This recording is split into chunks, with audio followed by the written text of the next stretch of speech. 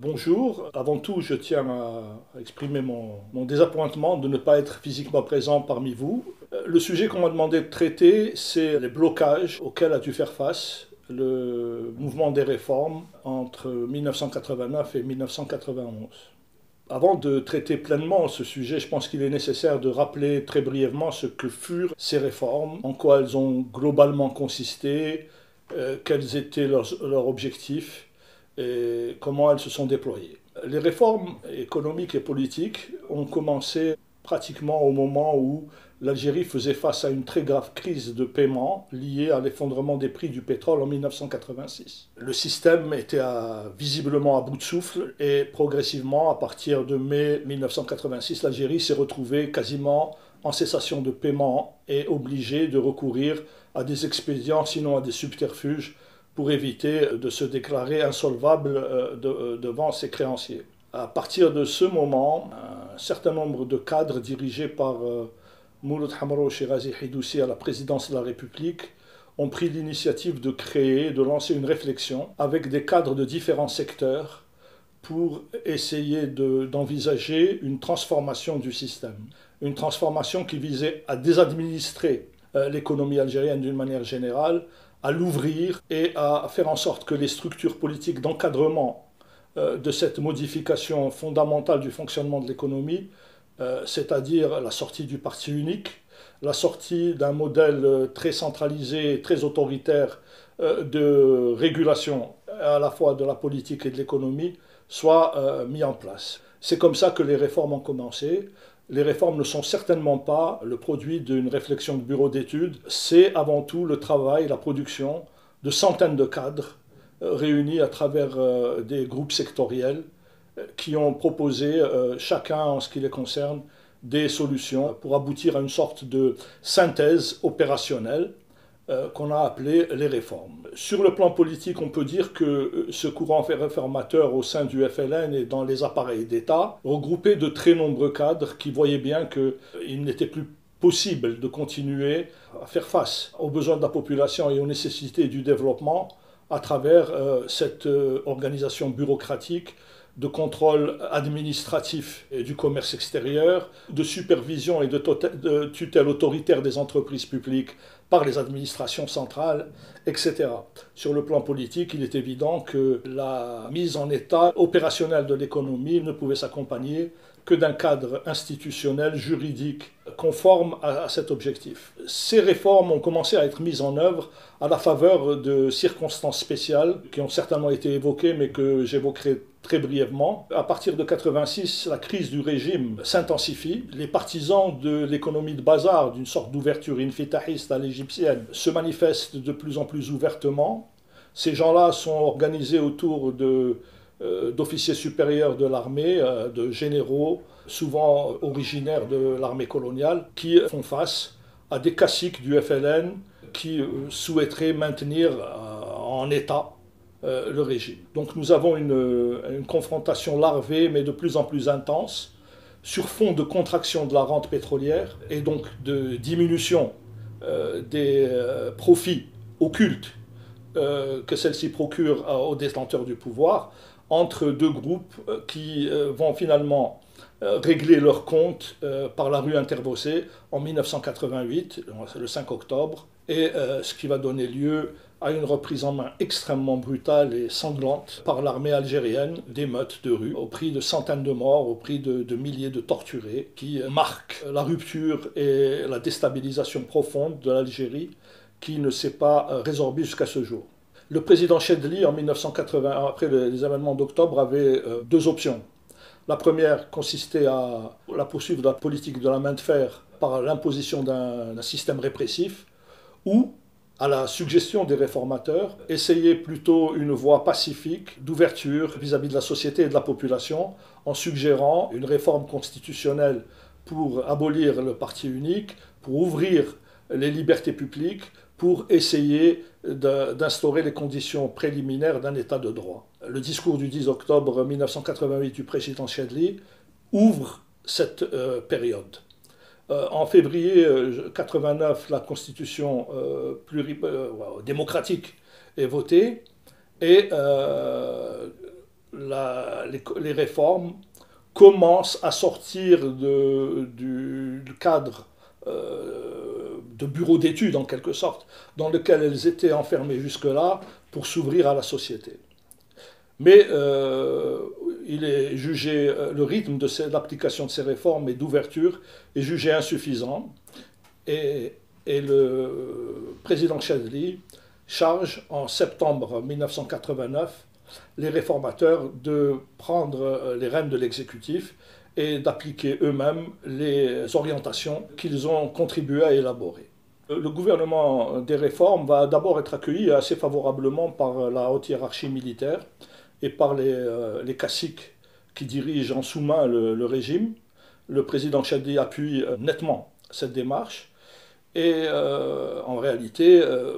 beaucoup de gens qui aspirent à une ouverture libérale de l'économie sont plutôt satisfaits par le nouveau statut des entreprises publiques, sont plutôt satisfaits par un certain nombre de mesures d'ouverture et de démonopolisation. Mais très vite, à partir du moment où les réformateurs vont s'attaquer au chantier du commerce extérieur, qui est notoirement une source de corruption majeure avec les grands contrats du secteur public, très vite, une levée de bouclier va avoir lieu et la presse indépendante, libéralisée par le gouvernement des réformes, va beaucoup relayer une campagne anti-réformateur qui va prendre de l'ampleur à partir de l'élaboration de la loi sur le monnaie et le crédit au cours de l'année 90. Cette loi enlève à l'exécutif la prérogative de gérer la monnaie, essentiellement en assurant l'autonomie de la Banque centrale, ce qui limite de fait les tentations de gestion démagogique du dinar et de subventionnement à perte de vue des produits pour calmer des produits de première nécessité pour calmer les malaises sociaux. Cette campagne va aller crescendo, atteignant des sommets d'absurdité autour de l'année 90, où des accusations absolument extraordinaires sont portées contre un certain nombre de cadres dirigeants du mouvement réformateur. Et on sent bien qu'il y a un divorce qui s'installe entre ceux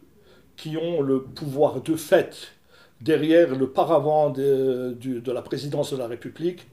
et les réformateurs. Ce divorce va avoir lieu, va être consacré en fait en septembre 90 par un célèbre discours du président Chadli qui annonce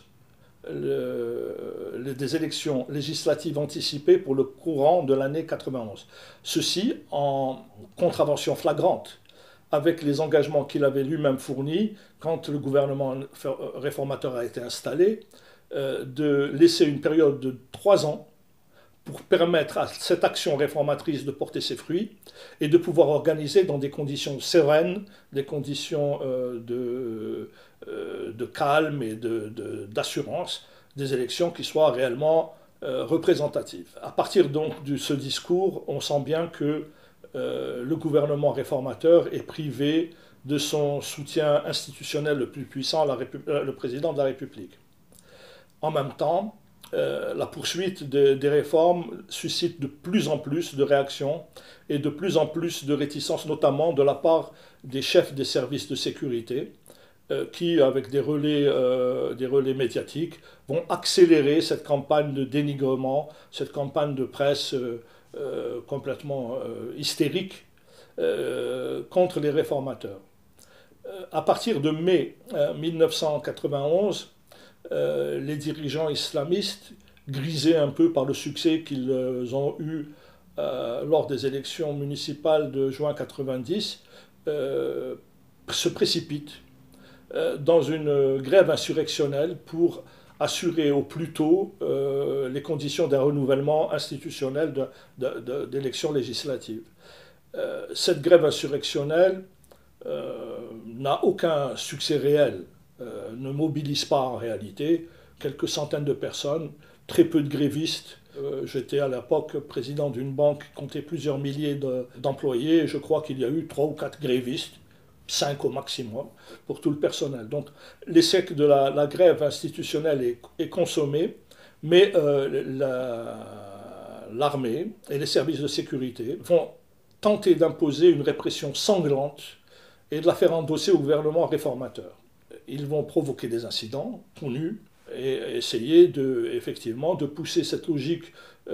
subversive jusqu'au bout, avec la complicité d'une partie de la direction du FIS, partagée entre éléments infiltrés et cadres politiquement inexpérimentés, qui ne connaissaient pas la nature du rapport de force à l'intérieur du système et qui avaient une très faible idée de la capacité de nuisance des services de sécurité et de l'armée, bien qu'ils en aient été souvent eux-mêmes victimes. À partir donc de la fin mai, début juin, les jeux sont faits. Le gouvernement réformateur refuse d'assumer la politique de répression qui est entérinée par le sommet de l'armée, le général Nézard, le général Rzeïl de la gendarmerie, le général Tofer des services de renseignement de la police secrète politique, et il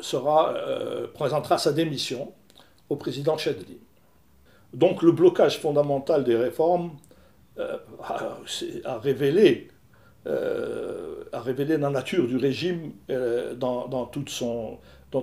cynisme, dans tout son mépris pour l'intérêt général et pour le peuple algérien d'une manière générale. Les groupes d'intérêt au sommet du pouvoir sont identifiés à partir de l'expérience réformatrice de fait. Le général Belkher, qui fut la tête pensante de ces officiers démissionnaires de l'armée française qui ont eu la haute main sur le pouvoir militaire à partir du mi-temps des années 80, ce sont eux, appuyés par leurs subalternes des services de sécurité, c'est ces généraux qui vont interdire l'évolution pacifique et démocratique de l'Algérie que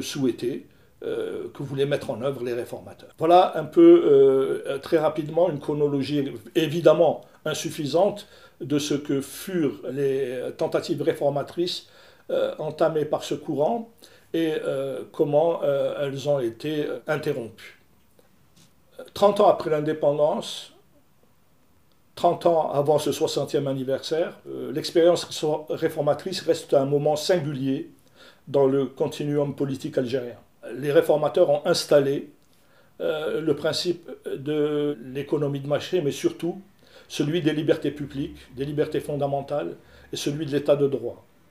En fait, le soubassement historico-idéologique du mouvement réformateur, c'est bien la plateforme de la Soumam,